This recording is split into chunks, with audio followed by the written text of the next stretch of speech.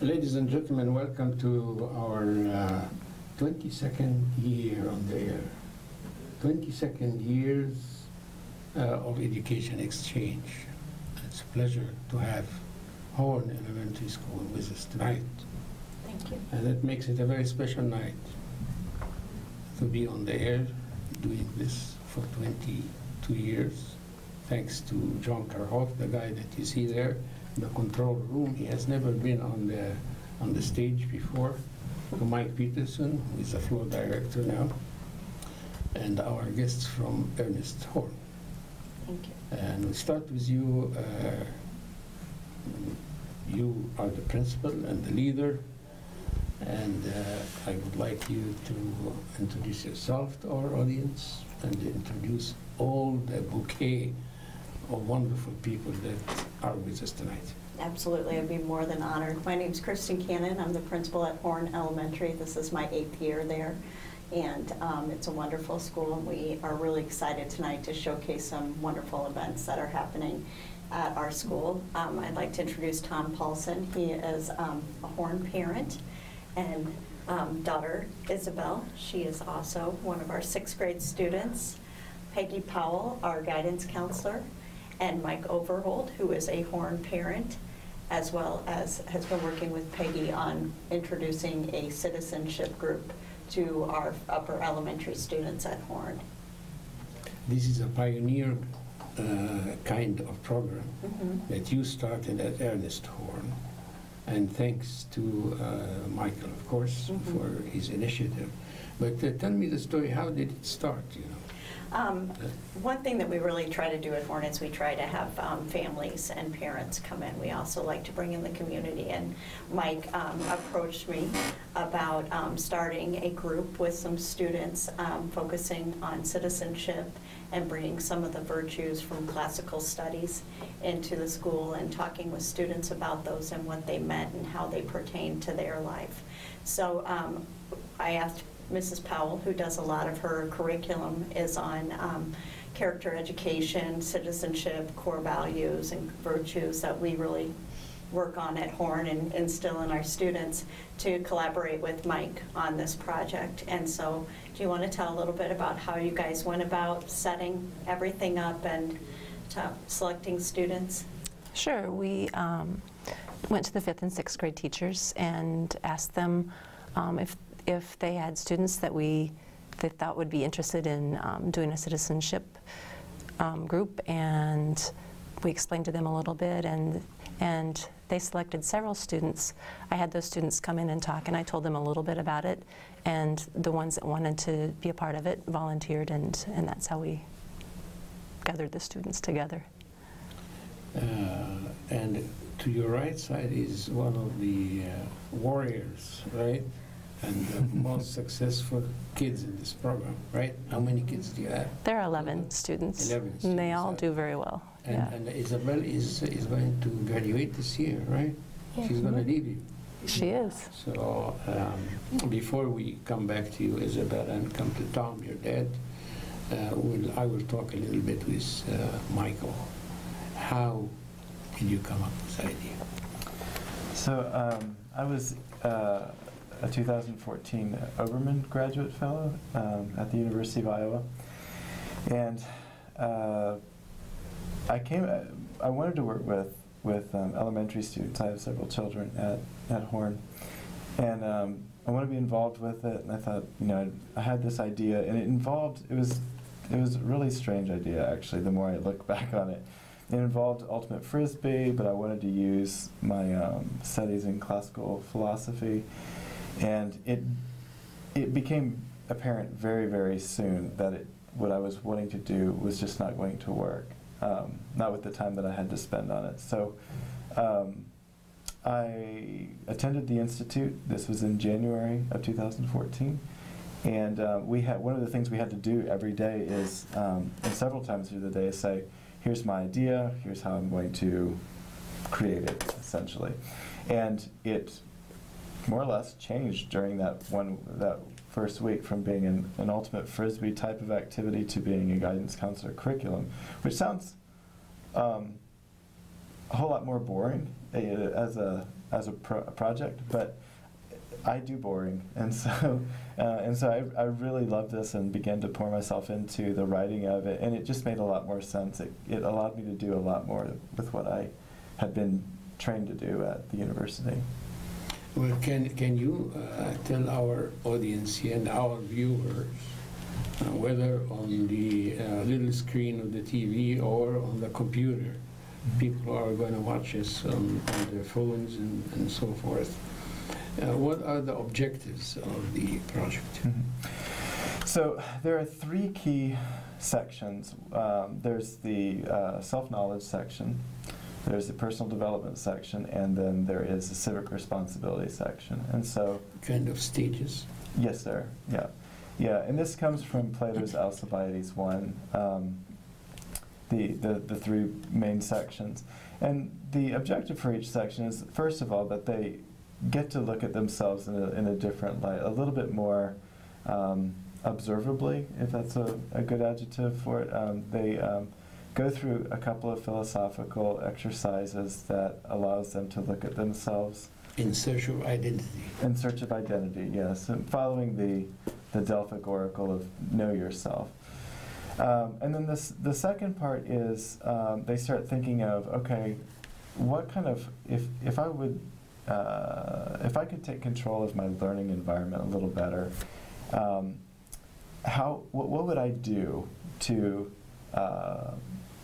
be an active citizen within my elementary school, and what kind of project could I do to enhance the learning environment at the elementary school? So they start thinking in terms of like a project that they would do, and then in the personal development stage, which is the second part, they are going through philosophical exercises that are directed towards that particular project, and then the last part of it then is the public service project, where they're working with a mentor. So, Michael, you are moving from the theory into the application. Yes, sir. So you're using all the information that kids are gathering, all the knowledge about their character and about how they develop into positive civic responsibility, and then they put it all together as a final project, right? Yes, and let me move to Isabel, and then I'll come back to you again. So Isabel, take me with you through the stages, this one. So there were 3 stages, and the first one, it was about knowing yourself, and I got a packet and I went home with it, and I had a discussion with my mom, and we talked about my family and her family, and it was really fun just to talk about it and learn more about myself. And then the next stage, we basically use readings from Greek philosophers, and they were really interesting, and we learned about things that we generally don't learn about, like in school. And then the last stage was public service project, which is really fun, and I'm making one right now. So from what I just heard you saying now, I gather that you feel the benefit of knowing all this information. And you talked about the first stage where you were trying to know who you are and your roots, right? Your heroes and your role models and all that. And then you try to fit yourself into this model, right? And then after that, you pass to the second one. How do you improve? How do you make it better, right? Until you come up with it. So it sounds like logic, like very logical. Yeah? You study and you improve, and then you apply, right? What else did you do? Did you do the final project or not yet? So I haven't put it into action yet, but I have planned it.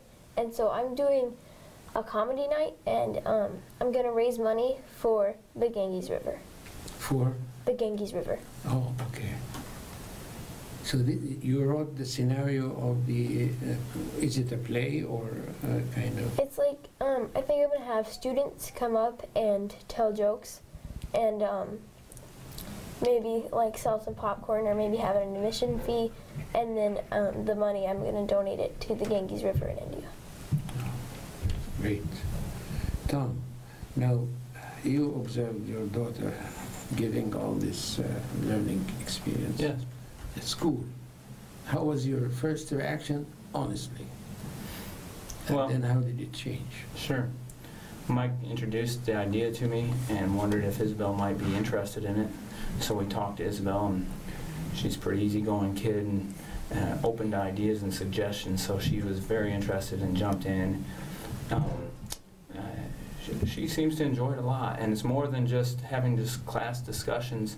She reads, like she said, about these philosophers, but they have an opportunity to discuss in class, and there's a blog that she has an opportunity to go and comment on, and so it's more than just some passive learning. It seems, from my perspective, to be pretty active, and I can see Isabel in it. She, doing a comedy night, something that the students at the school would enjoy and would attend, but she also learned about the Ganges River in a social studies class, and it was really impactful to her, this river that people worship and drink from and bathe in and put their loved ones who pass away in, but it's so dirty, but they don't know that. She wants to somehow help improve the conditions in that river, and this is her way of starting to think about doing that.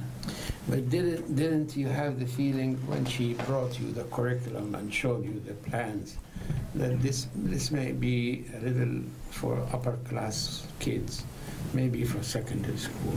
She's a much brighter girl than I was at her age, a guy her age, and I trust Mike. I know Mike, and he talked to us about it, so I knew it would be a positive experience. That, of course, raises the bar a lot.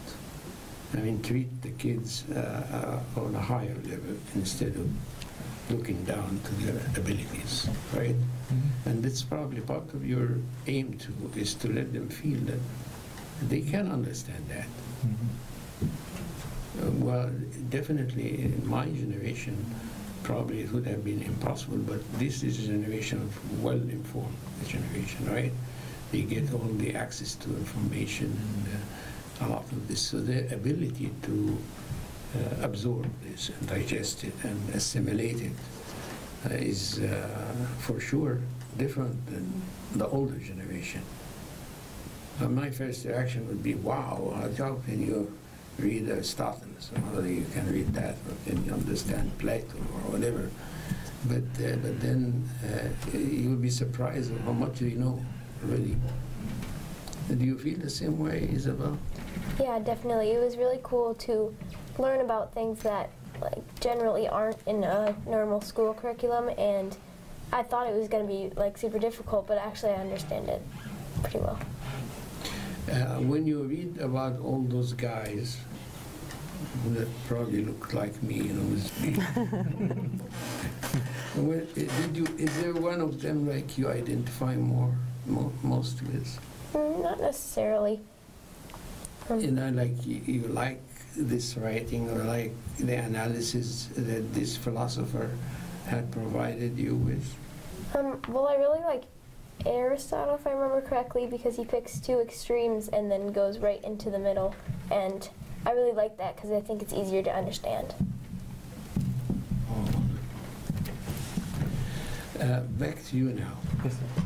Now we understood that there is objective. I want you to address a little bit the problems that you had to face in introducing this program. Sure. Well, one is the content itself. I do believe that all of us are philosophers. We come alive when we understand things, and so the difference was one of the obstacles I had to face was making the text accessible to 5th and 6th graders. I read some of the translations from the 19th, early 20th century, some of the British translators, and I feel like I understand the Greek a lot better than I understand their English translation.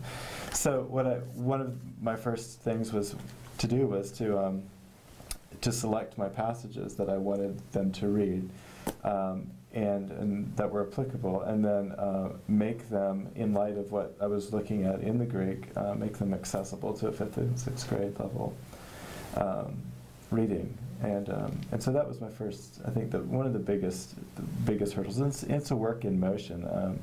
I have to go back, and I've occasionally asked for their feedback on translation so that they can say, yeah, this makes sense, or I don't quite understand what this is saying. So. Well, you didn't have any problem with some people coming to you, and I would like to really ask you this straightforward without wrapping it in a different way. Like say, well, we don't really teach them this way. In our church, we say this. Do you feel sometimes that some families have problems perceiving this because of the religious affiliation, or? Maybe. There was one translation of Epictetus, who was a 1st century AD philosopher, and he was monotheistic, from what we can gather. And some of the 19th century translations, for example, when he would talk about God, he was talking about Zeus, but they would write it with a capital G, O-D. And so what I tried to make sure to talk to the students about was the religious context. And when we look at the religious context, it seems to dissipate all of that. I haven't had any issues with that, because I make sure to clarify Epictetus is not talking about a Judeo-Christian construct of a supreme being. He's talking about the Greek understanding of who Zeus was, the god of lightning, and so that goes along with some of the learning they have with mythology and literature, and so I think it complements it more than it actually distracts from the text. And I thought that you have, for instance, a Muslim girl there in your program, which is probably can show that this is a very kind of inclusive study. It doesn't intimidate anybody that has a different affiliation or belief system. That's certainly the goal. Yeah. So, as a counselor, I mean, as a teacher, lifelong learner, every time I teach something, I learn something from it. As a counselor, as a teacher, did you learn from this experience, and what did you learn? Yeah, I'm still learning. When he first approached me about doing this, I thought, yeah, philosophers, I don't remember really much about that. But it's interesting, as I read his information and look at his lessons, that the base of his lessons are what I'm already teaching. It's just that it was from a different perspective. He writes so well. And I really would like you to read this part from here to our audience, because this lesson by lesson description of the course, because this would be very good giving parents an idea of what we're doing here. Okay. This pioneer study. Yes, go ahead, sir.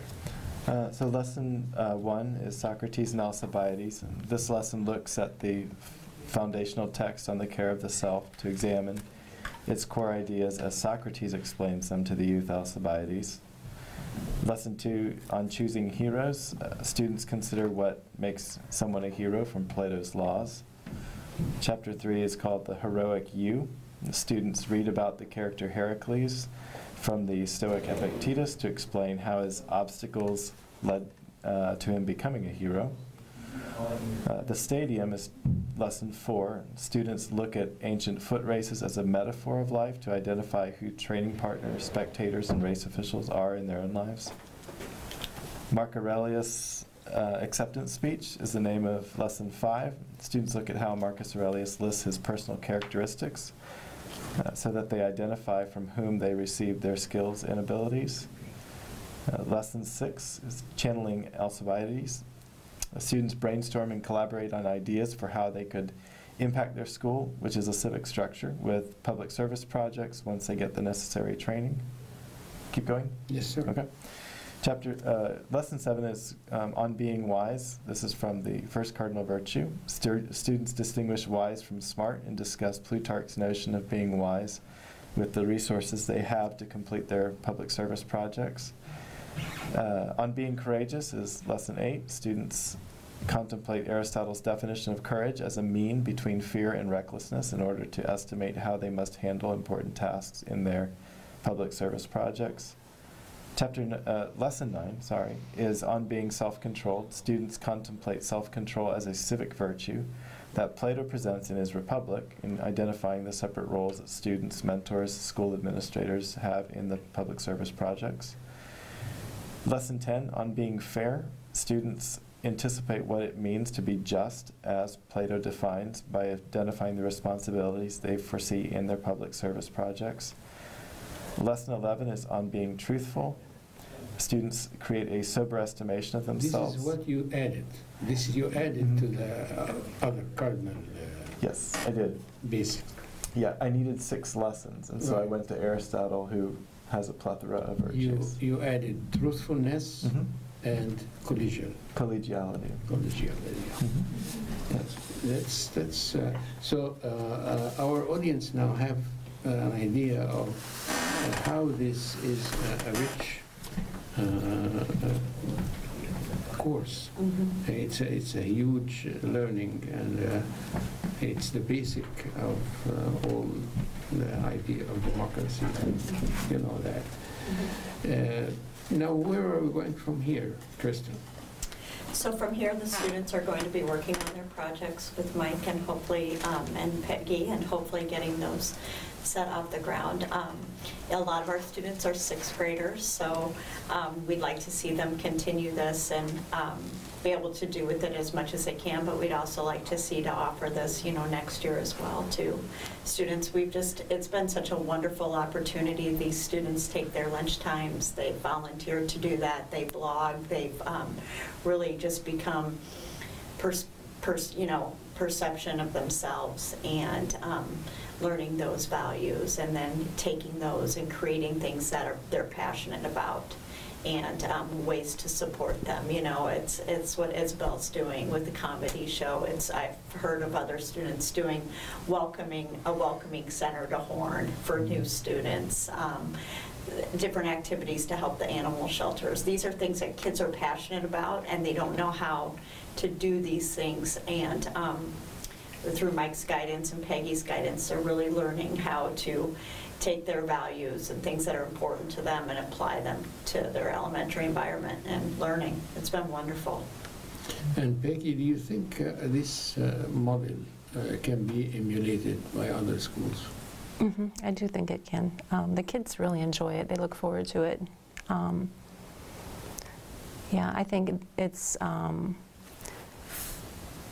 it was a big undertaking that you did, but and it's taken a lot of people. The mentors are school staff that, well, they don't have to be school staff. You had your dad for mentor, but there's one student that's doing a project about photography, and one of the 6th grade teachers is a photographer, and so she will have her for mentor, and another student wants to have an art club, so he's having the art teacher be a mentor.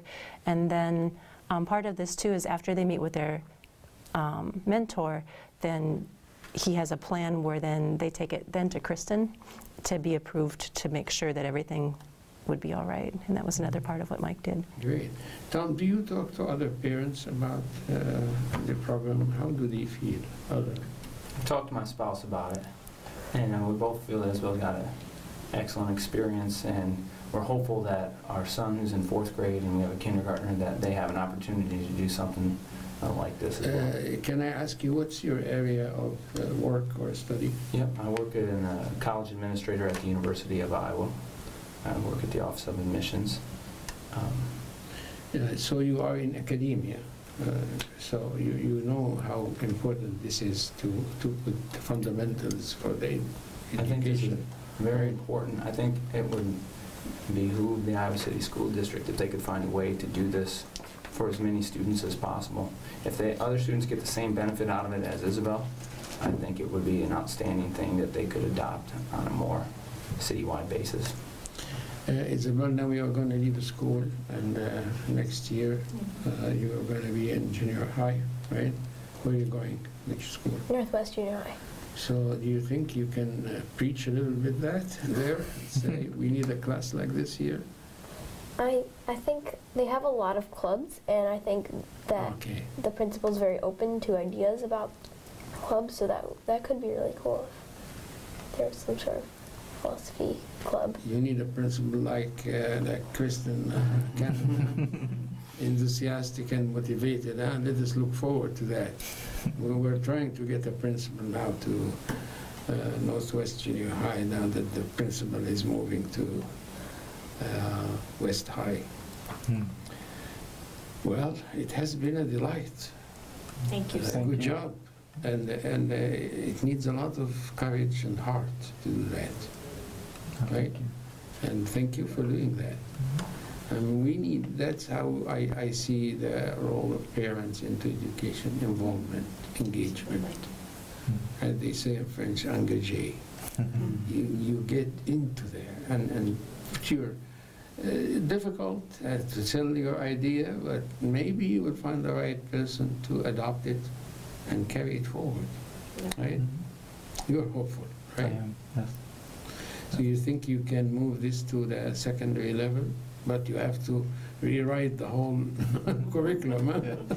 Well, you know, the nice thing, I think it's mainly making sure that the texts are adapted to the next level, and then Right. the lesson plans reflect that. Well, thank you very much for a wonderful evening. Thank And you. Thank you for having at the us. beginning of our 22nd year. And our audience, I think, enjoyed this very much. And if you have any questions, they can direct it to you or to Peggy, right? And you will be able to explain to them how they can design a program similar to that or akin to that. In the meantime, we are going to be on channel 18. That's the Public Access TV, as well as Public Access TV website. And the education channel, channel 21, plus the famous YouTube very soon. And you can watch it and enjoy showing it to other kids in school. Maybe they will be motivated to join too. Thank you, and have a very good evening to our audience. Thank you for joining us, and see you soon. Thank you.